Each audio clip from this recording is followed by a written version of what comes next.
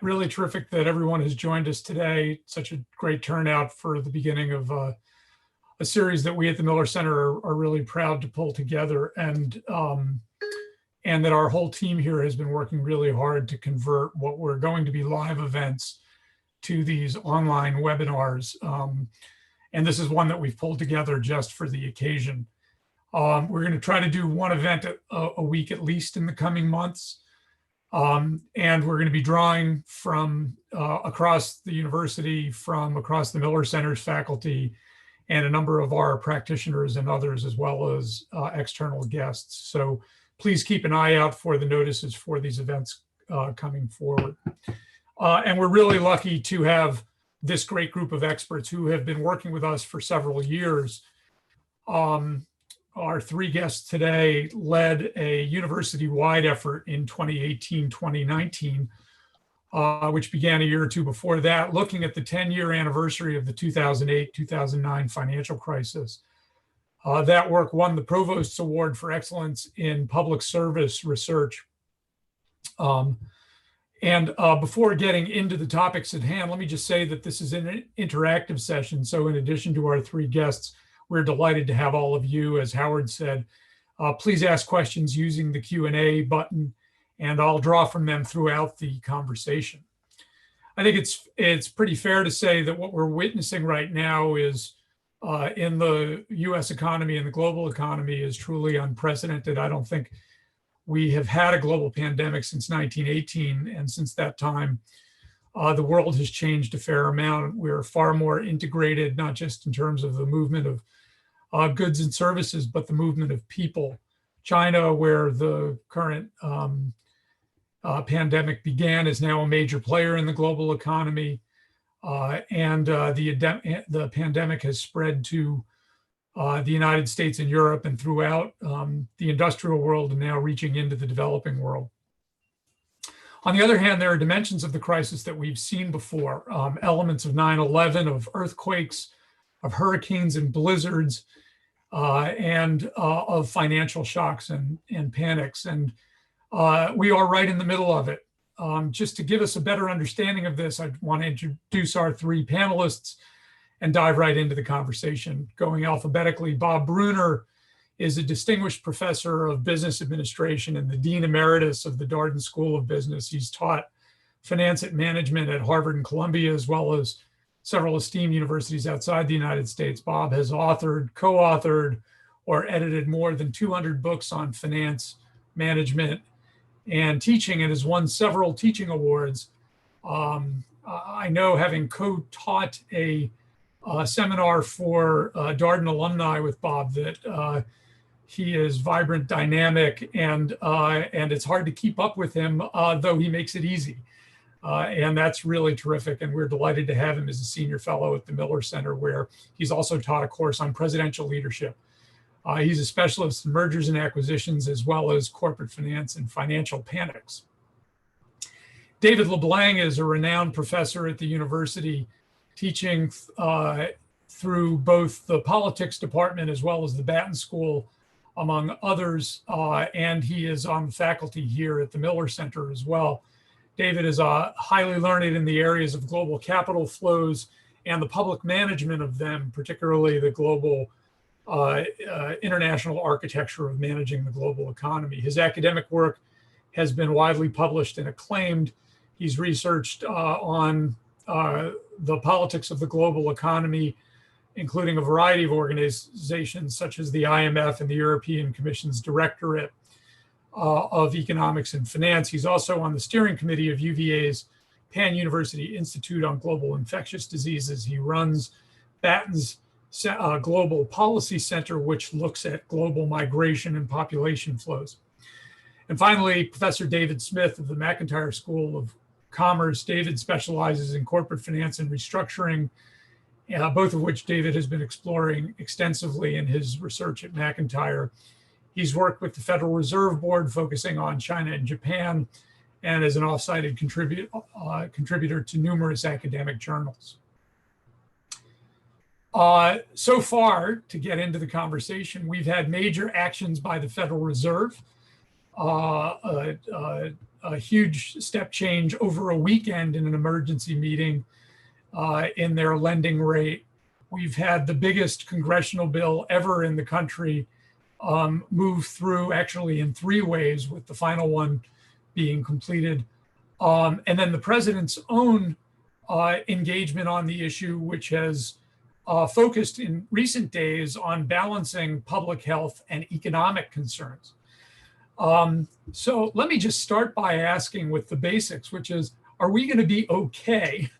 We have a public health crisis along an economic crisis, a public health crisis whose policy response is, in effect, creating an economic crisis of sorts, or possibly a self-induced economic crisis, if you listen to the president's recent rhetoric, that may be creating broader public health crises. So I just love to turn it over to the group for some initial reactions to where we are and where we might be in the coming days, and then we can dive down into some of the policy dimensions and policy responses.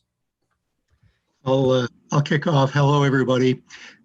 In the long run, I'm an optimist, and in the short run, I think we have some serious bad news yet to come. And the dominant question for everyone should be, well, what's the dividing line between the short run and the long run?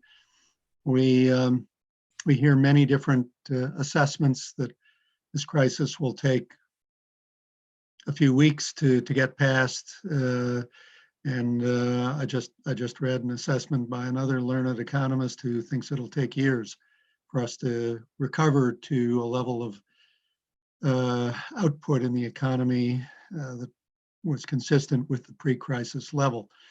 What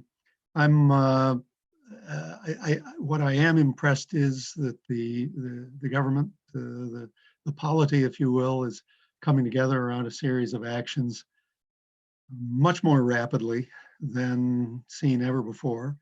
And this presages perhaps a faster recovery, though I should emphasize I don't have a crystal ball, and no one I know has one either. So let me follow up Bob's comments and say the following. I too am an optimist and am surprised at the speed with which the Congress has acted.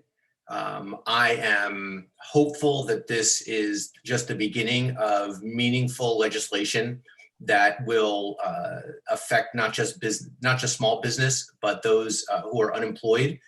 But I think where we need to pay very close attention is to the states. You know, one of the things that's going to hit hard, and Bill, you asked this in your introductory remarks or your introductory question, is, are we in a public health crisis or are we in an economic crisis? And as you look at the weight that this health crisis will have on state budgets, in terms of the provision of healthcare alone, it's going to be very difficult to separate those two items. It's going to be very difficult to say that this health crisis is not part of a full-blown fiscal crisis, if not at the national level, but then certainly at the state level. And what worries me is the crowding out of other essential services that are provided at the state level, whether it's education, sanitation, parks, roads, etc. And that's an area where we don't have much of a safety net. That's an area where I didn't see much in the legislation. Again, I haven't gone through it with a fine-tooth comb. You know, we didn't see those sorts of things that will be effective in trying to shore up what's happening at the state level. I think to Bob's point, where we need to look hard is at these unemployment numbers. You know, these unemployment numbers today hit 3 million, or just a little bit over 3 million. And my reading is that these are underestimates based upon when the survey was taken. And so the challenge is going to be one of thinking about a safety net, but also thinking about a recovery, right? And how you fund and continue to fund small businesses in a way that they can keep people on their, keep people in their workforce, so that as the recovery begins, the surge costs and the unemployment rates go down. Yeah, I'll just add that first, this is clearly unprecedented. And I do want to reiterate that first and foremost, even though our discussion is about economics today, the fact that we are in this public health crisis and the gravity of it reminds me of how important it is to give shouts out to all the healthcare workers out there and everybody else who's battling this on the front lines, including here at UVA Health. But yeah, I've been trying to absorb as much as I can to try to get an understanding of what's going on in this crisis. But the simple way of putting it is we're essentially globally shutting down substantial parts of our economy, freezing them and essentially freezing the economy in place. I had a guest in my class yesterday, and a bankruptcy attorney online, who said that, you know, in his career as a restructuring professional, as a bankruptcy professional, he's never seen anything like this. He's an economy and businesses are organic, they live, and to suddenly be asked to stop in place and do nothing, it's going to have big consequences. I am also heartened and optimistic that we will get through it, and that the efforts by the Federal Reserve thus far to provide as much liquidity into the market, not just to banks, but to other lending institutions, and even to the non-financial sector through both small businesses and to large businesses, an all-out effort that I've never seen in my lifetime. It's really impressive, and haven't had a chance to absorb what's going through Congress so much yet, but all of this is going to, at least the government's doing what it can to keep things, to mitigate as much as they can the downside of this this crisis. That's a really helpful opening framing. Let me dial us back about 3 weeks or so, if I could, to the earliest dimensions when we started seeing the crisis in China. And at the time, there was a lot of talk that essentially this was not a demand shock as we'd seen in 2008, but a supply shock. We were starting to feel constraints in the supply chain of goods and services that at some point wind their way through China or some of the other affected countries like South Korea. We've also heard people then talk about the demand shock that's now the case with everybody staying at home. But then recently, in the last day or two, I heard on Capitol Hill the political defense of this, which is this is not a stimulus plan. This is not a bailout. This is an emergency plan. And I'm just wondering if we could connect the dots here. It feels like we have problem A, B, or C in this column and response A, B, or C in this column. And is the answer all of the above? But it also still feels to me that you have to connect the dots in some way, that the right response needs to be tracked to the right problem. And I'm wondering if you could unpack those a little bit. I'll just offer a comment for the benefit of all the listeners. The phrases demand shock and supply shock actually emanate from the Great Depression. And the question then was, well, what brought this awful economic catastrophe on? One theory was that demand was insufficient, that suppliers had overproduced and suddenly awakened to the fact and therefore sharply cut production, laying off workers, et cetera. And the remedy to an insufficiency of demand, a demand shock, is fiscal stimulus. At least that was the proposal by John Maynard Keynes. The alternative was supply shock, which hearkened to the breakdown of the gold exchange standard, the breakdown of global trade, competitive devaluations, all of which harmed the availability of credit, which is the lifeblood of free markets, and caused businesses to retrench, to lay off, et cetera. So the question was, if it's a supply shock, what do you do? Well, the standard remedy is to flood the markets with liquidity, to relax on regulations, to make it easier for players in the economic system to do what they need to do. And these two views almost amount to two different ideologies about how to treat a financial crisis. It helps to know before you start prescribing the medicine, what the disease is. And hence Bill Antholis's good question of what kind of shock is this? Plainly, this is a compound shock.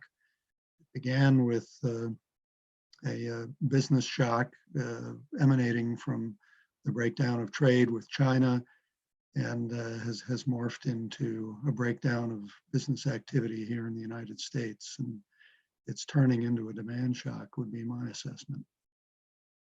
Yeah, so I agree with Bob, and I think there's other dimensions, Bill, that are worth highlighting if we think about this in the context of the United States and the world, and what portends for the global economy, not just the U.S. economy, or the relationship between the U.S. and the European Union.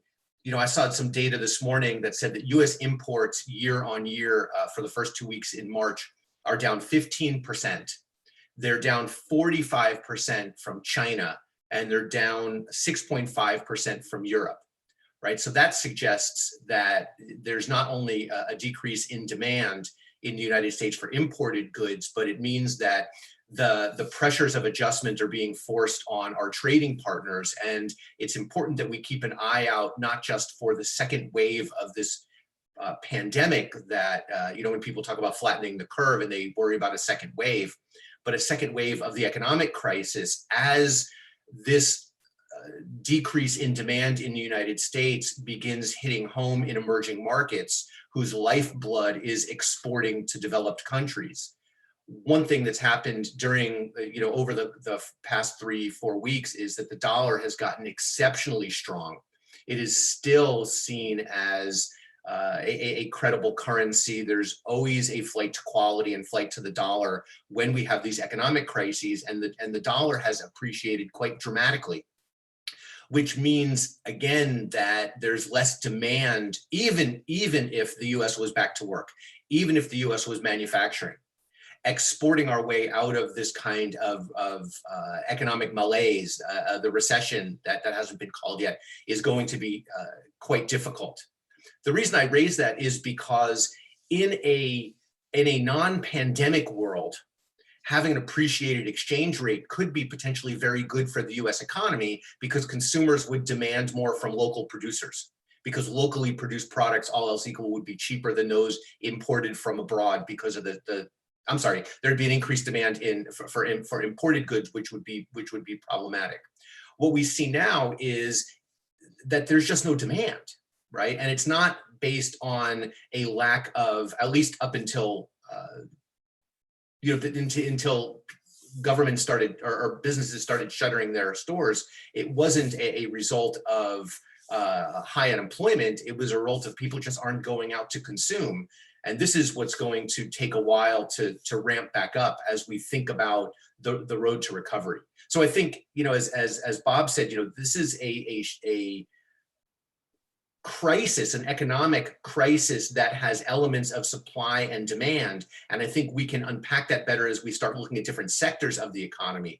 But right now, there's just no demand, right, across the board, unless you're thinking about, UPS or Amazon or Zoom or things of that nature. Let me just follow up quickly on that, but also allow David Smith to come in. We're seeing just in the headlines of the last 24 hours and the last hour, two different trends. One, Congress essentially promising that demand is coming by the infusions of cash, including, and I want to come back to the phrase helicopter money, that is direct deposited money directly to consumers that presumably will stimulate some of that demand. And yet a spike in unemployment of 3 million new claims, whatever that ends up being as a percentage of the economy. Do we expect these countervailing forces to go on for some time? Is that going to affect the length of the recovery, the so-called a V-shaped curve as opposed to a U-shaped curve? Talk a little bit about those countervailing forces. Well, I think the countervailing forces can certainly help, and I'll turn it over to Bob to talk more about the idea behind helicopter money. But I think what we have to remember, at least in the short run, is not just an income issue. This is clearly an income issue for those who are out of work, but the folks who are out of work, the 3 million jobless claims that were just that we just found out about today, that's as a result of this social distancing. So we can put money in the pockets of folks, help them to eat, to survive, at least in the short run. But we're not going to get the economy going until we've got an economy where people can interact more personally. The only parts of the economy that can function right now are going to be online resources, delivery services, and stuff. We can't start the economy again until we have in these sectors that are have completely shut down, until we have human interaction again in a close basis. So, but these are certainly going to help, and I view them less as I think I view them in the short run less as a stimulus package and more as a social safety net for those who have lost their jobs, to move us forward to a point where hopefully these measures can be safely backed off, so that the economy can start going again and functioning again in the way it was meant to. I did want to say, and I don't want to take up a lot of airtime, and we can come back to this, but I think the view from the Fed, one thing that I've thought about or listened and heard other experts talk about today, one thing that we can say we're not at yet is I've heard people say that this is kind of 9/11 kind of reaction plus the 2008 financial crisis. And what I'm hearing though, and what the Fed's really trying to do is that where we're not at it with the 2008 financial crisis, we're not at a full blown sell-off that's spreading across markets, where we're having steep drops in asset values to the point where we're putting in danger banks and financial institutions. We're not there yet. And I think a lot of what we're seeing the Fed do now is to try to prevent that from happening, so that we don't have that sort of run panic behavior. We have financial markets falling, we have people moving out of risky assets, moving out of risky markets, but we're still at a place where for the time being, the financial institutions themselves seem to be able to continue to function. Following David Smith's prompt, let me offer a comment on the absolutely remarkable bill that's emerged from Congress overnight, and that seems inevitable to be signed by President Trump. This includes direct payments by the government to individuals, to citizens in the country, based somewhat on economic need. And this harkens to a concept called helicopter money. The phrase helicopter money refers to a thought experiment offered by the economist Milton Friedman in 1969, in which he said, suppose the federal government reaches, the Fed, the central bank, reaches the lower bound of interest rates, 0%, then what could the Fed do? And he speculated, well, to stimulate the economy and to boost the price level, the government could simply distribute money to the population as if flying overhead in a helicopter, throwing greenbacks out the window. This, in recent years, ironically enough, was championed by left-wing economists. Milton Friedman was a well-known conservative economist, but adherents of modern monetary theory and others in recent years have advocated policies of helicopter money. And there are pros and cons to it. The one pro is that it's a way of injecting stimulus into the economy without creating a large welfare bureaucracy, which was, I think, behind Milton Friedman's proposal to begin with. It is a one-time shot, a booster shot in the arm for the economy. It's controlled in the sense that you know how much you're giving out. You're not writing a formula that will impact the budget of the government again and again and again over time. But on the con side, there's a worry that perhaps this injection of helicopter money will inflame the price level, stimulate inflation, that it could might not be spent. It might not be used in ways that would actually provide a fiscal stimulus. Some research suggests that perhaps half of, in theory, perhaps half of helicopter money would be spent and the other half would be saved for a rainy day, which is prudent. We want our fellow citizens to have a reserve in the event of unfortunate circumstances. You know, there are all kinds of other questions raised. Will it inflame a sense of moral hazard in the economy? The belief that, well, I'm getting saved this time, I'll always get saved in the future. Therefore, I can do whatever I want, and I don't need to provide myself for the funds for a rainy day. All of these are pros and cons. They are richly worth debating every time the government considers implementing a policy of helicopter money. But this is the first time in U.S. history. Mark this day. This is the first time in U.S. history that we've seen such a policy. I will say too, the problem I think for the helicopter money issue is neither Friedman nor the left-wing economists were thinking about what would this do in an economy that you don't, where your ability to spend it to stimulate the economy is really, really limited right now. And therefore, how good does it do until you have an opportunity to spend it in a way that goes beyond, you know, ordering more toilet paper or buying groceries and having them delivered. Very, very well said, David. And I think that it could raise concerns about the weakening of central bank independence, but the U.S. Fed and other central banks have been under immense policy pressure from national leaders in this crisis. And again, you know, these are extreme conditions, and it is often said extreme circumstances warrant extreme remedies. We'll see. This policy adoption today will be richly debated for years to come, I predict. I want to go to, there's so many directions to go.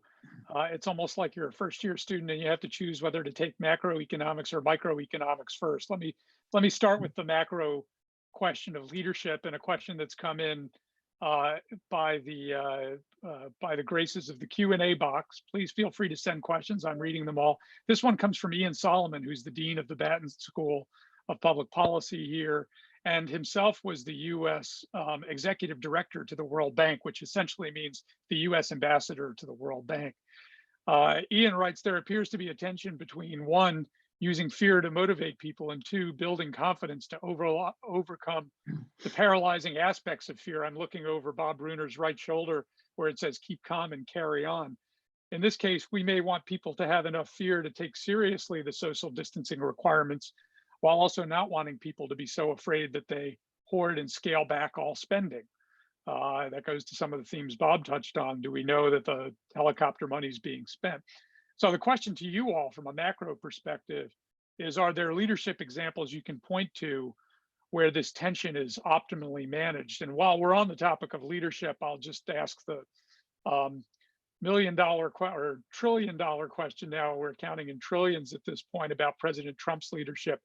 Jim Heat Dirks writes, President Trump's business as usual by Easter comments may have been misguided, but many others are echoing a similar idea, which seems to be, how do we transition from a pretty extreme lockdown situation to a more normally functioning economy while still protecting the vulnerable? Are there public health harms being created by this in a macro scale?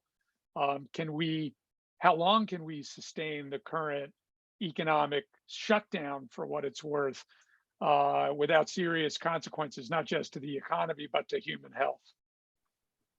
So let me try and answer, or at least address that second question. I think Ian's question about examples of leadership here is going to take a little bit of reflection to think of some examples. You know, in terms of the returning to business as usual, and I'm going to say, you know, we don't even know what business as usual is going to look like. right? We're going to return to business at some point in time, and we don't know what that usual is going to be, right? So let me just start there. I think in order to get to that place, we need testing, right? And so the fair comment here, the fair management comment, and I think fair political comment is, without a regime of testing that is seen as credible and that is seen as important, going back to business as usual, or walking back any attempt at social distancing, only pretends a continuation or a worsening of the public health crisis that we're seeing, and it will make for a double dip in the economic crisis that we're in right now, because that will generate, I think, an increased amount of fear, and certainly diminish any sort of confidence that individuals might have in public health, in the economy, and in leadership in the country. So again, I think testing is critically important, and there are ways to roll out testing without testing everybody, right? You can do random samples of testing, and there's been a lot of work that's been proposed in that area, especially with regard to this crisis.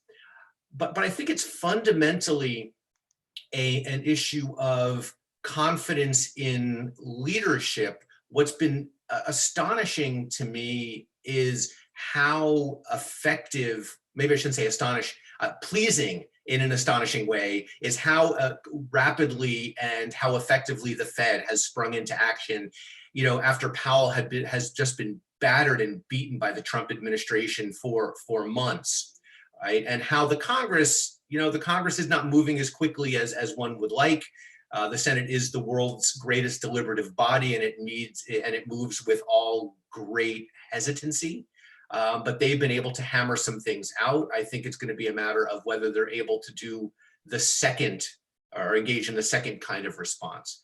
And so I think that's what gets us to a feeling of business as usual, as you put it, Bill, which is, do businesses, do individuals, do our friends and family feel like it's safe to go outside and engage in social interaction with one another? And that, again, I'll return to this idea that we need to know where this disease is, what communities are affected, so that we can plan appropriately.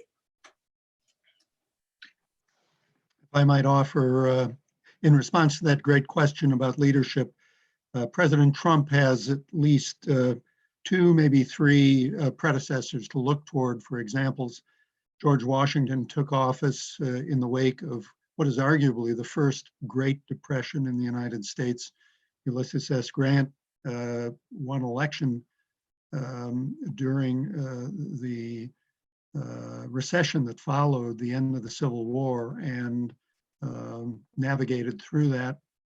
And of course, perhaps the greatest example would be Franklin D. Roosevelt, elected in 1932, inaugurated at the very bottom of the Great Depression. And what distinguishes Roosevelt's leadership is, first of all, an assertion that he would own these conditions. He would own the Great Depression. I think this is a characteristic of all great leaders, that they express, an embrace. Yup. This is top on my to-do list. I'm on it. I'm going to be accountable, and I'm getting after it. Second, FDR insisted on innovating and opening the doors to all ideas. The downside of that was he really didn't have much economic training or preparation, and he experimented rather blindly, sometimes to ill effect. But his willingness to draw from whatever corners that seemed like useful proved fruitful, I think, in the long run. And third, he demonstrated an absolutely unusual strength in communication, the ability to mobilize people through oral communication, especially through the new medium of the radio. Everyone should go back to see his first inaugural address, 1933, in which he said, the only thing we have to fear is fear itself. We can do this, he said, but let's not become frozen. I think I think President Trump would be well advised to look to those qualities and others of great leadership. That's great, Bob. You both touched on something that I want to raise that are in a few of the questions here. One is the nature of expertise and the nature of monitoring the challenge. As one anonymous attendee has written, what are the benefits of each new measure that kills commerce in the name of reducing infection rates? And how do those benefits compare to costs? We're talking about cost benefit analysis that requires some level of expertise. Another viewer asked about how and who wrote the actual congressional bill. We've seen commentary over the last set of weeks about particular experts that get featured in the president's briefing, everyone from Dr. Fauci to Ambassador Blix, right? There are a series of experts that get brought in. And I'm just curious to get your take, particularly since you all study not just the economy, but the political management of the economy in a democracy, your sense of the balance between political considerations and the recommendation of a string of experts across a range of issues in a crisis like this. I'll just start us off with the first part of your question, Bill, and I don't have the answer. And that is, and it's a very good question. It would be good to get a handle on the benefits versus the cost of these actions, which are clearly slowing the economy. What I know already exists, and I wish I could remember the reference, it might have been a Brookings study, but there have been studies, economic studies of the impact of a pandemic and doing nothing versus doing something versus being very radical. And the important point to stress again is that if the do nothing alternative, which would mean let's go back to the normal and try to get the economy going, could be an economic disaster too. For the obvious reason, you spread this, the flu, COVID-19 spreads throughout the population very quickly. It leads to lots of deaths. It puts health stress on the healthcare, enormous stresses on the healthcare system to the point that they could be shutting down. And you generate all this fear that has this add-on effect anyway. That's going to be a problem for the economy. So it's not a matter of let's fix the infection rate versus let's get the economy going. If you tried to get the economy going by going back to the normal, that could be have big economic consequences. So I don't have the citation on this particular study. I can look it up and provide it later, or maybe one of my colleagues knows about it. I would offer a very brief comment in response to that question. It's excellent, actually. It begs the question of how much are we willing to pay to save a life or to save many lives? For we are paying as a nation in lost output and economic welfare of the entire nation by our policy of shelter in place. And in large sense, the specific answer is imponderable. I can't answer it. It must arise from the will of the populace, communicated through state and national legislatures in the policies they adopt. But let's understand, governments and populations make this decision annually, at least implicitly, in policies they adopt. For instance, how many traffic fatalities are we willing to endure per year? How many deaths from one disease or another are we willing to endure? We could eradicate any of these very unhappy outcomes totally, but at considerable cost. Indeed, the national health systems, say in the United Kingdom, address this question rather forthrightly. For the aged who may need extra and expensive medical attention, there are boards that will make a judgment. Yes, this case is worth treating. No, that case is not. As a matter of public policy, implicitly they're saying it's not worth spending a lot of money trying to save this marginal extra person.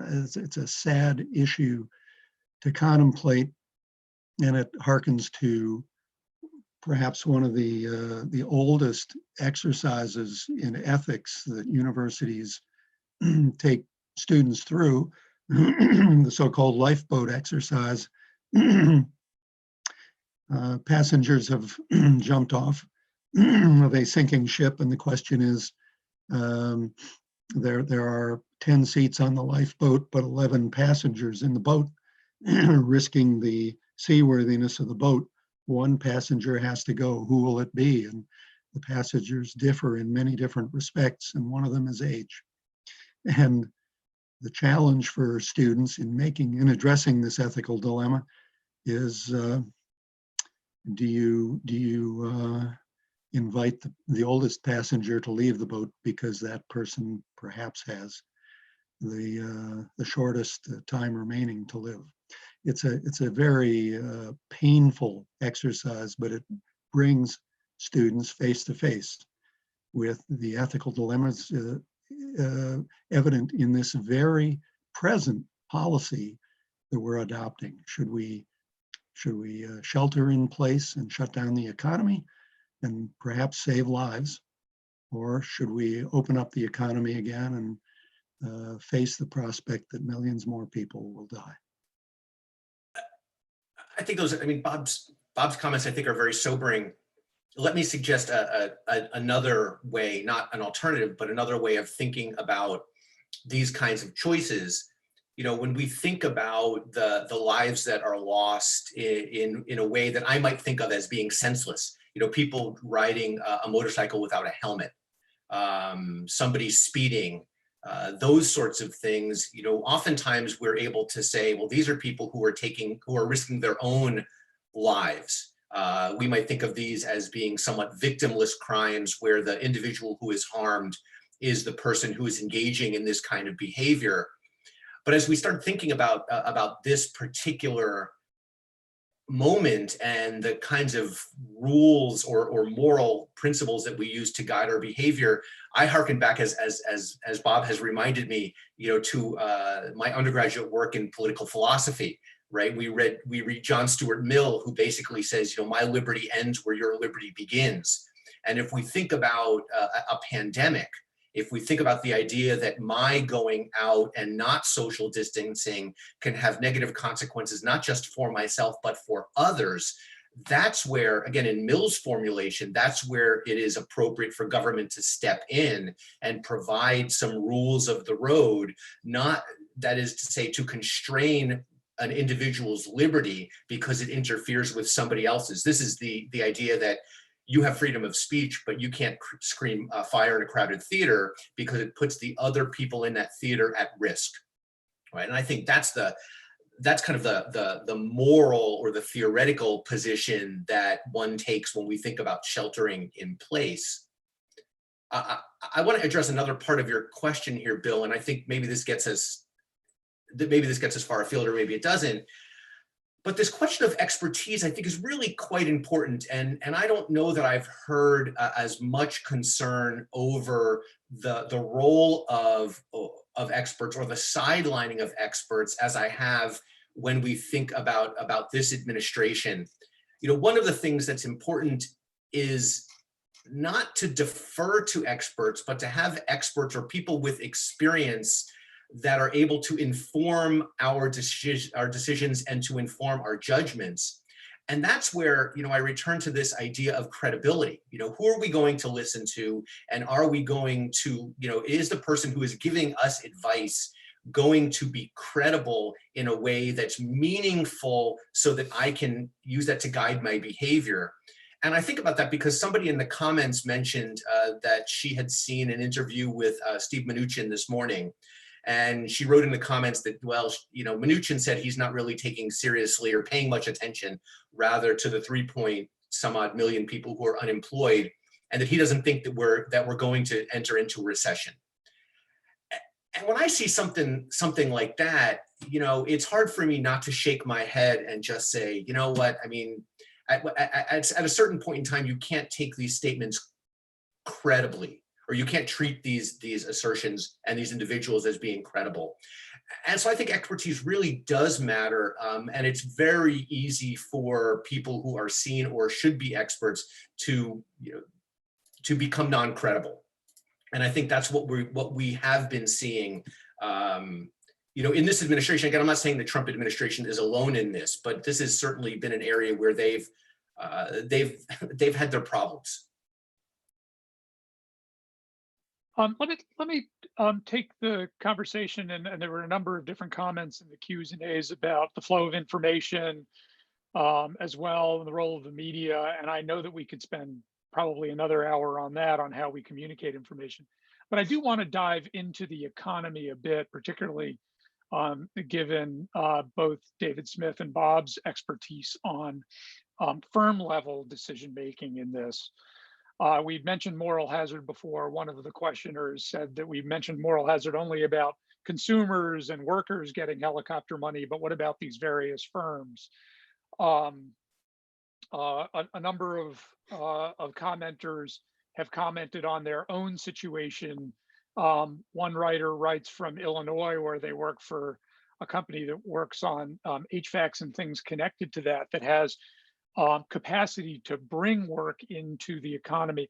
And I'm just curious to hear what you're thinking about both government decision making at the firm level, converting, producing ventilators, having auto companies convert to ventilators, using the Defense Act to an emergency act to have the government start playing a role in this.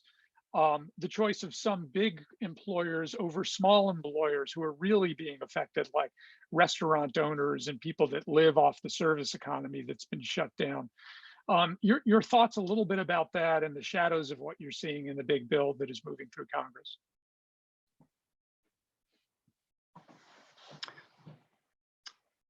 I am, so this is a very complicated question, and I'm going to offer just one thought. The intervention of the government through the, what is it, the Defense Act, the name comes to my mind slowly. It is harkens back to the mobilization of the U.S. economy during the First World War and the Second World War, the nationalization of industries, railroads, mines, etc. And surely in the wake of the catastrophes that started both wars, or that both wars entailed, government intervention truly focused the market economy on things that needed to get done to win the war. The large question is whether the directors in the national in the government effort can make better decisions about which companies will produce what and on what schedule and to what quality level than the companies could have on their own. It is always an imponderable, I suppose. We don't know what the White House is seeing in the way of misallocation of resources or slow response. So it's hard to second guess what Trump has or hasn't decided to do. Plainly, the urgency of getting ventilators to New York City and protective attire to healthcare workers all over the country is growing extreme, but the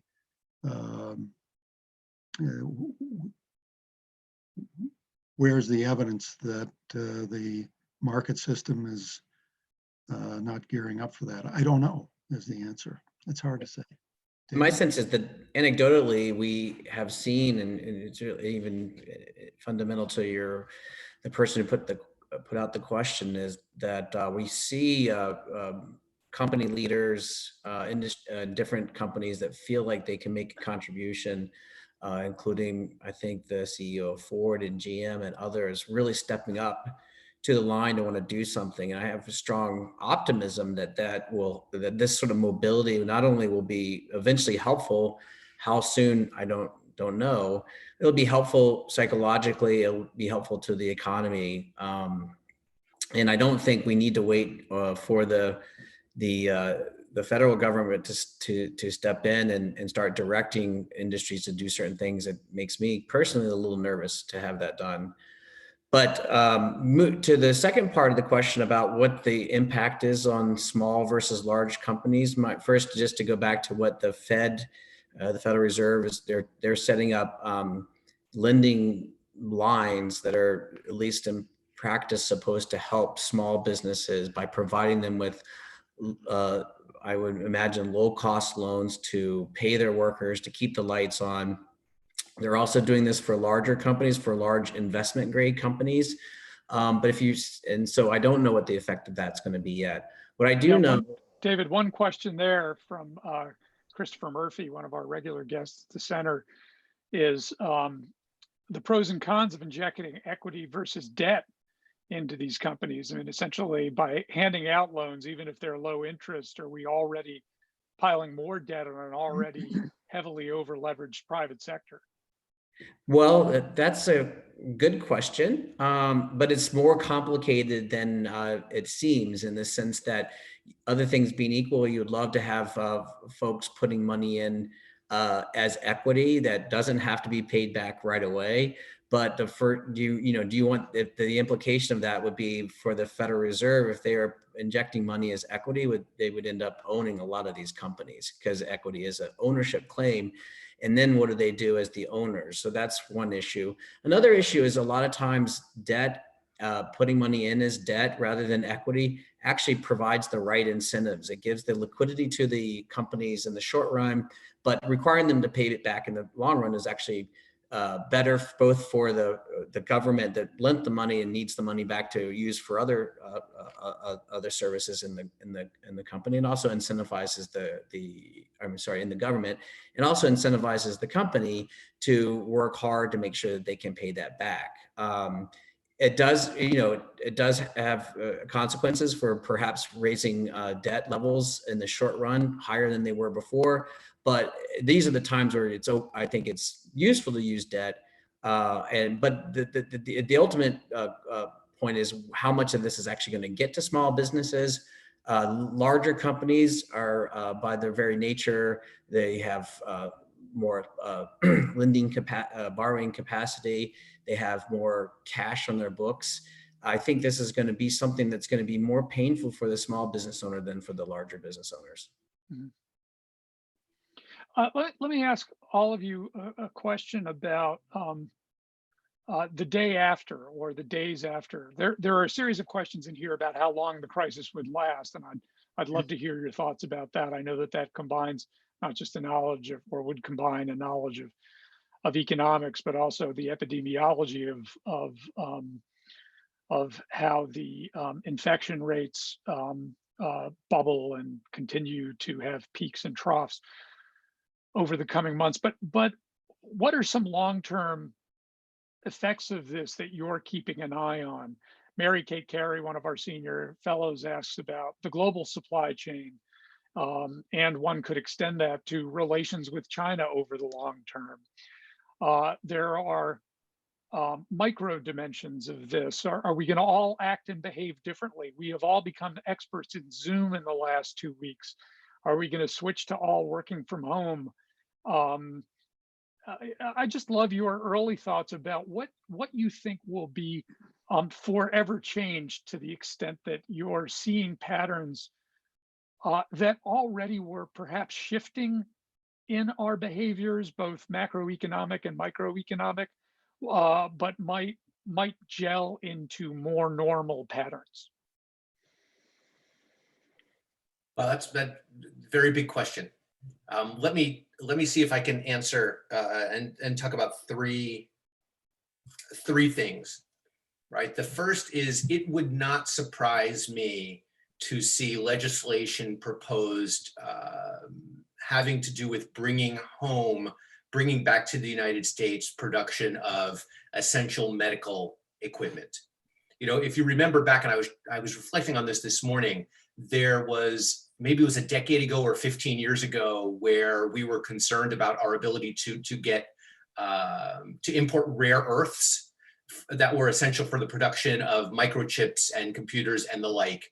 And so there was a discussion about how do we make our supply chain, the US national security supply chain, less vulnerable to that. So I would anticipate that we're going to see some movement in that way, whether it's legislation that is going to either subsidize the domestic production of medical supplies and drugs and the like, or other sorts of government intervention in order to encourage this sort of behavior. So I think that's thing number one. Thing number two, and this is the part that scares me the most, and it's because I study immigration, is we've seen countries in the world very rapidly impose restrictions on travel and restrictions on mobility. Those sorts of policies that restrict, that close countries off from the outside, are oftentimes very sticky downward. That is to say, once they're put in place, it takes a lot of energy and effort in order to remove them. I think about this akin to the Patriot Act that was put into place immediately or almost immediately after 9/11, and it remains in place, right? It was something that would have been unheard of prior to 9/11, and now it's part of business as usual. So I think that's a second big change, and something that I look at it and again scares me very much, is the limit to mobility.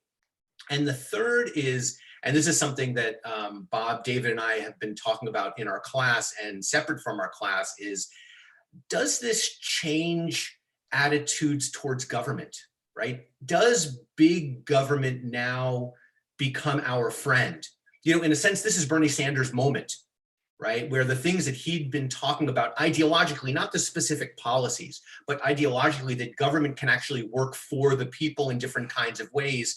We may see a return to that kind of conversation if, and this is the big if the combination of policy and expertise and outcome are done in such a way that we can see measurable, demonstrable outcomes for the population as a whole. I would observe to everybody that it's still very early to say. It's like trying to predict the outcome of a baseball game in the first half of the first inning, because all of the forecasts I'm seeing are suggesting it'll take, I've seen as short as 18 months and as long as 120 months for economic activity to return to a level consistent with the pre-crisis level. If it's 18 months, that's still a long time away. If it's 120 months, that's 10 years. And whatever the future holds, whatever the outcome of this crisis is, will be brewed over the entire period of the crisis. And so holding that in mind is important for all of us trying to prognosticate about what will change. My dominant reflection is that it seems likely that this crisis will change our attitudes toward risk and what we expect of government, federal, state, and local, to do about it. Until the New Deal, the norm in the U.S. culture and in U.S. society was that states and localities, but principally individuals themselves, had to provide their own safety nets and muster through whatever economic difficulties might arise. With the arrival of the New Deal and Social Security and unemployment insurance and other programs of FDR's era, society accepted and indeed expected that the federal government would intervene. Those expectations have risen over time with the Great Society, Medicare, Medicaid, and various relief programs. I think this latest act will heighten that even further. I've heard some people say that Bernie Sanders lost the battle but won the war, that in effect he it seems all but assured that he won't get the nomination for president, but many of the policies, this is verging on uniform national insurance. Many of his policies and attitudes about the social safety net provided by the federal government have been founded here at the passage of this legislation, and there's bound to be more to come before this crisis is finished. I know that Bill, Yeah, you're go going ahead. to jump in with one last question. I just want to offer a slightly not contrary view to Bob's point. Certainly on the national level, there's going to be big questions about ability to respond, ability to help those in need. I will say that this seems like right now at the start of this, a finer hour for the state governors rather than for the federal government and the executive and even Congress. We've really seen governors like Cuomo, like Governor Northam, step up in ways that have been really, really meaningful, at least in the short run, for if we're going to be able to stem or slow this spread down. Kudos to them. And to me, gives me more confidence in the federal system of having local and state governments handle things than having a federal system. So maybe even one reaction might be, let's trust our governors more than our president. And I don't know what that impact will have going forward. I think, David, that's an excellent point, and I would underscore the general theme that government intervention in a crisis is not merely expected, but demanded by the public. So I think that's really terrific. We're going to come to a close, but I'm going to ask you each in a speed round to give me 1 minute of the one thing that you're watching, either policy response, disease response, health crisis response, or economic response. What's the big question still on your mind that remains unanswered? I'll kick it off. I think that the one thing I'm watching is runs. Runs are rapid withdrawals from institutions and markets by participants in them, by depositors in a bank or investors in some kinds of securities. The evidence is that capital is fleeing from emerging economies rapidly, that institutions and individuals are selling off mortgage debt in which they've invested. The very intervention by the Fed in backstopping money market funds and others suggests the Fed is seeing evidence of runs. Runs are one of the signal attributes of a financial crisis. And when the runs stop, we'll know that the financial crisis has ended, but we are still in the midst of seeing run style behavior. Yeah, so the one thing that I'm looking at is completely different. I'm looking at emerging markets. I'm looking at developing countries, and I'm looking at displaced peoples.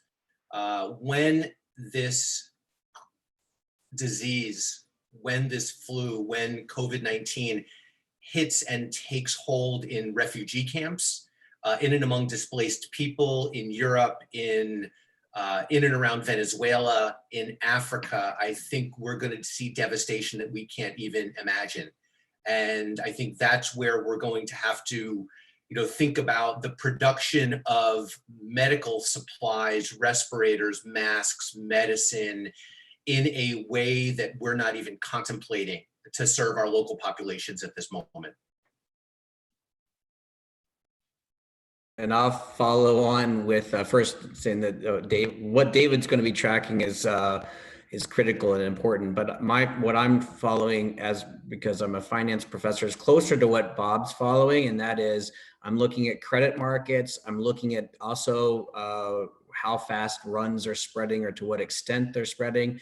I'm also very interested in how our system's going to handle this set of companies that are more and more companies are going to be financially troubled. They're going to need rescue financing. They're going to need liquidity that goes beyond what the government can provide. And I will say I'm optimistic on one dimension, and that is there's actually a lot of what we call dry powder out there. A lot of a lot of institutions that have sat on the sidelines during this big extended credit boom that will now step in, and it's their expertise to step in, provide financing, and help these companies to work through this, both by supplying debt and equity. And that makes me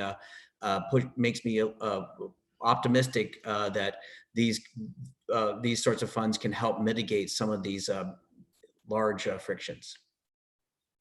That's really terrific. Just in case anyone cares, the thing that I'm watching is this interplay between the national and state, and we're in an active experiment. People once referred to the states as the laboratories of democracy, and now we really have live laboratories that are dealing with human lives. We can all watch the Johns Hopkins, and I gather UVA students also have their own COVID tracker, and we'll see how the outbreak progresses at the local level, and it will be hard to prove whether or not different national interventions might have affected it.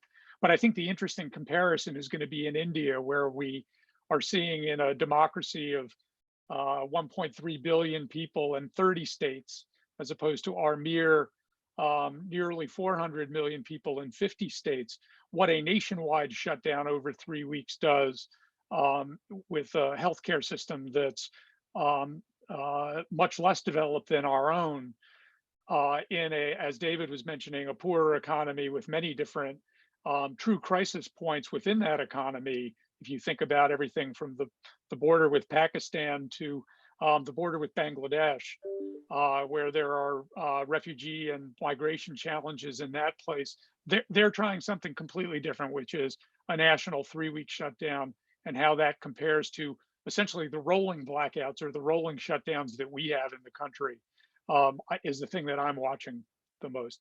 Let me thank everybody for joining now it's nearly 400, but at the peak we were at about 450 participants out there, our 3 terrific panelists, our own tech and communications and events team that pulled this together. I want to encourage everybody to come back a week from now. April 1st, we're going to have Ambassador Bill Taylor, who was the ambassador to Ukraine last year during the Trump administration policies about aid to Ukraine that led to President Trump's impeachment.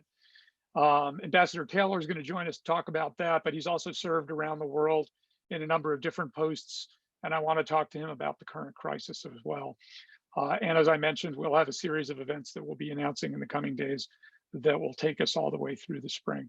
So thanks to everybody, thanks to our tech team, and we really appreciate everyone's participation and the ongoing support of our viewers for the Miller Center, particularly in this challenging time.